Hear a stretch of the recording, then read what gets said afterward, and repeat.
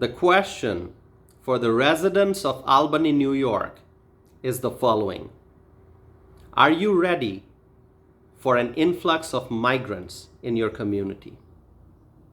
My friends, I'm back in front of you with a new video. And as you can already understand from the question that I just asked, I would like to talk about the situation in New York City, the migrant crisis in New York.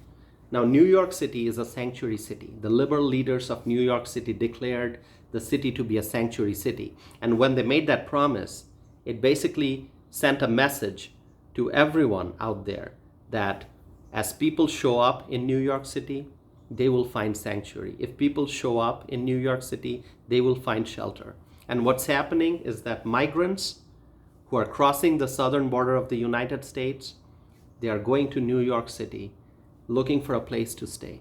And now the city leaders are realizing that it's easy to make a promise, but it's sometimes very difficult to keep that promise. New York City labeled itself as a sanctuary city, but now as tens of thousands of migrants are showing up, it seems that New York City can't find places to house these migrants. And so what's happening is that the city is now trying to send these migrants out to other communities. And I just saw in the news that New York City is now sending migrants to Albany, New York. So that's why I started with the question, because I really want to know, are the people of Albany, New York, are the residents of Albany, New York ready to see an influx of migrants in their community? Does Albany have the resources to provide services to these migrants? Are the taxpayers of Albany, New York ready to see their taxpayer dollars going towards serving the migrants? That's the question. Now, let me add something here because I think this is important. I understand why so many people from all over the world wish to come to the United States. The United States is the greatest country in the world. It's a global leader. In the United States, people have freedom. In the United States, there are opportunities. In the United States, if people work hard, they may be able to climb the ladder of success. And that's why foreign nationals from all over the world wish to come to the United States of America to live a free life, to enjoy freedom, to enjoy prosperity, and to experience peace and prosperity and success. They want to come to the United States for a better life. But as a country, we have to maintain our sovereignty. We have to protect our border. If foreign nationals want to come to the United States, they have to go through a proper immigration process. They have to go through background check. There is a proper process to do this. And in fact, many foreign nationals, every single year, they follow the proper immigration process and they come to the United States, and many immigrants become naturalized US citizens, and they work hard and they contribute towards the success of our country. But we have to have a secure border.